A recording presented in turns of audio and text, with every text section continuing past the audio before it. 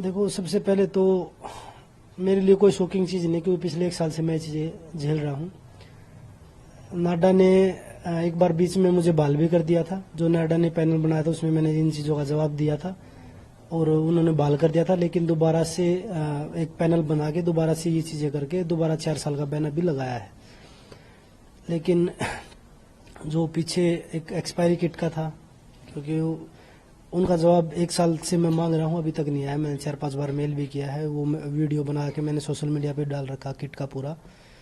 और उसके बाद नाडा बोल रही है कि भाई बजरंग ने सैंपल नहीं दिया, वो वेन्यू छोड़ के चला गया जब नेशनल ट्रायल हो रही थी, उस समय की बात है। तो मैं आपके माध्यम से मैं देशवासियों को भी और जो और बड़े अधिकारी हैं जो बैठे हैं, जो सोच रहे हैं कि हाँ भाई गलत कर रहे हैं खिलाड़ी, उनको भी बताना चाहता हूँ कि जब ट्रायल चल रहे थे, जो उन्होंने टाइम दे रखा है कि भाई बजरंग वेन्यू छोड़ के चला गया था, उसके बाद मैंने जो आपने डॉक्टर अपॉइंट कर रखा है, जो सरकारी डॉक्टर था, उससे मेडिकल बनवाया है और उस पर टाइम लिख रखा है कि भाई किस टाइम मैंने मेडिकल बनवाया, अधिकारियों को दिया वहाँ पे। उसके बाद मैंने वेन्यू छोड़ा था। उसके बाद मेरी जो बाउट के बाद वो बोल रहे कि वेन्यू छोड़ के चला, उसके बाद मेरी एक बाउट और भी थी। तो पहली चीज़ तो आप बीच में सैंपल लेने के लिए नहीं आ सकते किसी खिलाड़ी, क्योंकि 20 से 30 मिनट मिलती है हमें। उस समय हम अपनी बाउट की प्रिपरेशन करेंगे, लड़ने के लिए तैयार होंगे, या हम डोप सैंपल देंगे। तो इतिहास में अब तक किसी भी ऐसे बीच टूर्नामेंट में आप किसी का डोप नहीं ले सकते। बाउट ख़त्म होने के बाद आप डोप टेस्ट ले सकते हैं। लेकिन मेरे ऊपर जो नाडा ने आरोप लगा रखे हैं वो ये लगा रखे कि वेन्यू छोड़ के चला गया था बजरंग, भाग गया था, चला नहीं गया, भाग गया था। तो मैं आपके माध्यम से, मीडिया के माध्यम से ये बोलना चाहूँगा कि पूरे देश के सामने जो सैंपल लेना चाहे, जहाँ पे सैंपल लेना चाहे, बजरंग देने के लिए तैयार है। क्योंकि उनके पास तो बड़ी बड़ी वो पीछे तक का देख लेते हैं कि भाई इसने स्टेरॉइड लिया है या नहीं लिया है। तो वो जहाँ पे बोलेंगे पूरे देश के सामने देने के लिए तैयार हूँ। लेकिन आज भी वही सवाल है कि जो एक्सपायरी किट लेके आए थे उसका जवाब मुझे आज भी चाहिए है। मेरा आपसे यही प्रश्न था कि उन्होंने पहले आपको बोला कि आपने जब उन्होंने आपसे डोप का सैंपल मांगा तब आपने मना किया, उनके हिसाब से, नाडा के अनुसार जी, आपने तब मना किया हो, तब नहीं दिया जब सैंपल उन्होंने मांगा।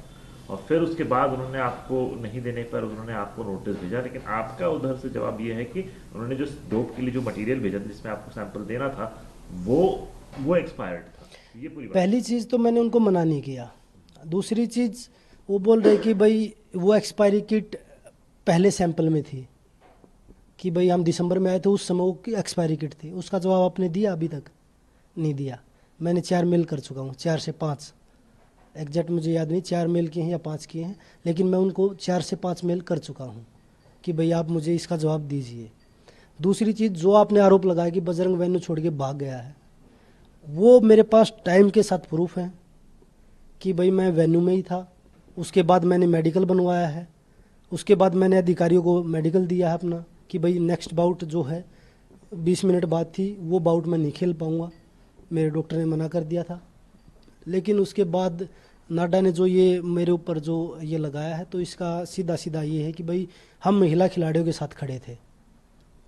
इसमें सरकार इन्वॉल्व है, क्योंकि सारी एजेंसियां सरकार के अधीन आती है। जो बड़ी बड़ी है तो नाडा छोटी सी एजेंसी है। जब बड़े बड़े लोग इतने इतने करोड़ का घोटाला करके और सरकार में जाके वो क्लीन हो जाते हैं, तो वो एजेंसियां उन्हीं के पास है, तभी तो वो होते हैं ना क्लीन। अभी तो एक नाडा की छोटी सी कंपनी हमारे पीछे लगाई है एजेंसी, कि भाई इनको डोप में फंसा के डरा के कैसे भी पीछे हटाओ। और बहुत सारी एजेंसियां लगाएगी सरकार हमारे पीछे भी, कि भाई बजरंग तो ये कर रहे हैं। जो प्रोटेस्ट में जो खिलाड़ी थे, महिला खिलाड़ी थी, उनके ऊपर भी डोप का दबाव बना के कि आपके घर पे डोप वाले आए होंगे। तो बड़े दुर्भाग्य की बात है कि खिलाड़ी को नहीं पता होता कि आज मेरे पास डोप वाले आएंगे टेस्ट लेने के लिए। लेकिन जो जिस आदमी के खिलाफ हम लड़ाई लड़ रहे थे, ब्रजभूषण के खिलाफ, उनके लोगों को ये पता कि आपके घर पे आज डोप वाले आए होंगे, आपको डोप से बचना है तो आप ध्यान रखिए, आप पीछे हट जाइए। तो आप पूरी तरह से इस बात को ये कह रहे हैं कि हम पूरी राजनीतिक अब साजिश है। बिल्कुल राजनीति साजिश है। मैं पूरे देश के सामने बोल रहा हूँ कि जहाँ पे आए वहाँ पे सैंपल लेके जाए, चाहे वो किसी भी टाइम आए, 10 बार आना चाहे 10 बार आके सैंपल लेके जाए, प्रॉपर किट होनी चाहिए और पूरे देश के सामने दिखाए कि भाई ये खिलाड़ियों ने क्या खाया है। अब तो हम टूर्नामेंट भी नहीं लड़ रहे, अब आके ले सकते हैं। चलिए, मैं आपकी बात से मैं इनकार नहीं करूँगा, लेकिन मैं ये पूछूंगा कि आपका जिस व्यक्ति पे आरोप था तो मैटर कोर्ट में है, वो रेसलिंग फेडरेशन से भी फिर लड़कियों को तो हटाना चाह रहे हैं ना वो आज भी पीछे। कि उन लड़कियों को कैसे पीछे हटाया जाए। जो उस केस में गवाही दे रहे हैं लोगों को, उनको भी तो पीछे हटाया जा रहा है ना, कि उनको कैसे तोड़ के हम पीछे हटाए कि गवाही ना दे पाए वो लोग कि हाँ ये चीज़ें हमने देखी हैं। तो वो चीज़ें आज भी चल रही हैं। लोगों को ये लग रहा है कि भाई कोर्ट में केस चल रहा है। जब स्टार्टिंग में गए जब 15 से 20 लड़कियां थी, जब खेल मंत्री जी के सामने गए थे और उन लड़कियों ने रो रो के बताया था। आज वो लड़कियां जब कोर्ट में हम गए, जब FIR दर्ज हुई, जब 6 लड़कियां बच गई थी वो, उसमें एक को फिर पीछे हटा दिया, फिर 5 बच गई। उसके बाद भी उनको कैसे तोड़े कि भाई हम कैसे पीछे हटाएं इन लोगों को।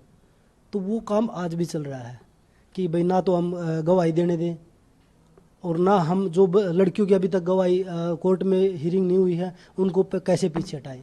वो काम आज भी चल रहा है। अब आपका अगला कदम क्या होगा? आप इस अभी बैन मैंने के कोर्ट में, कल मेरी कोर्ट में हियरिंग है, मैंने पहले ही डाल रखा था कोर्ट में कि भाई मुझे पता था नाडा पे भरोसा मुझे पहले भी, क्योंकि नाडा देश में पहले भी बहुत सारे खिलाड़ियों के साथ ऐसे कर चुका है। तो मैंने कोर्ट में डाल रखा है। कोर्ट में पहले भी हियरिंग हुई थी तो उन्होंने बोला कि एक बार जो पैनल कमेटी बना रखी है उसका एक बार क्या रिव्यू आता है वो देख लेते हैं, उसके बाद हम अपनी कार्रवाई स्टार्ट करेंगे। तो कल मेरी कोर्ट में हियरिंग है और ऊपर केस में भी जाऊंगा मैं, इंटरनेशनल जो जहाँ पे ये सारे मामले देखे जाते हैं, डोप के हैं ये सारी चीज़ें। तो मैं अपनी लड़ाई लास्ट तक लड़ूंगा क्योंकि मेरे पास प्रूफ है सारे। जिस तरीके से वो आरोप लगा रहे हैं तो वो सारे प्रूफ है मेरे पास। ये नहीं कि भाई आप 5,000 रुपये 4,000 रुपये देके किसी भी सोशल मीडिया पे IT सेल के टट्टू को बिठा के आप ये सोचो कि भाई बजरंग को बदनाम करके आप पीछे हटा दोगे, तो वो आपके बस की बात नहीं है। सच्चाई के साथ लड़ रहे हैं, सच्चाई की लड़ाई लड़ेंगे और आगे भी लड़ते रहेंगे। तो आप कॉन्फिडेंट हैं कि आपके पास सारे प्रूफ हैं? बिल्कुल। evidence हैं, सब देखो कुछ है? अगर सारे प्रूफ नहीं होते तो मैं क्यों बोलता। मैं अपना जो बैन पहले भी खिलाड़ियों के ऊपर लगे हैं वो आराम से झेलते हैं। अगर मैं दोषी होता तो मैं आराम से झेलता इस बैन को, लेकिन मैं अपनी जगह ठीक हूँ और मेरे पास सारे प्रूफ है उस चीज़ के, तो मैं क्यों किसी से डरूंगा। हम अपनी हर चीज़ को मजबूती के साथ आगे बढ़ेंगे लेके। ये नाडा वाले जो फेडरेशन वाले, इन्होंने तो पहले भी खिलाड़ियों का कैरियर बर्बाद कर दिया। इनकी मिली भगत से ही तो खिलाड़ियों का कैरियर बर्बाद हुआ। 2016 के ओलंपिक में आप सबने देखा था, जो नरसिंह पहलवान का था, सुशील पहलवान का था, कैसे 2 खिलाड़ियों आपस में लड़ा के फेडरेशन के लोगों ने, ब्रजभूषण ने, उन लोगों को आपस में लड़ा के कैसे उन दोनों लोगों को ख़त्म कर दिया, बिल्कुल बदनाम करके। वो तो किसका नुकसान हुआ? वो देश का नुकसान हुआ। अगर कोई हमारा खिलाड़ी, चलो ठीक है, वो दोनों खिलाड़ी, भाई सुशील पहलवान जी 2 बार के ओलंपिक मेडलिस्ट थे, नरसिंह पहलवान वर्ल्ड के मेडलिस्ट हैं, एशियन गेम्स के और कॉमनवेल्थ गेम्स के मेडलिस्ट हैं। वो लोग नहीं चाह रहे तीसरे किसी खिलाड़ी को भेजते, क्योंकि कोटा हमने हासिल कर रखा था 74 किलो का, तो किसी तीसरे खिलाड़ी को तो भेजते। लेकिन उन दोनों को भी, उनका कैरियर भी ख़त्म कर दिया और तीसरा खिलाड़ी भी कोई नहीं भेजा ओलंपिक में। तो ये फेडरेशन की तो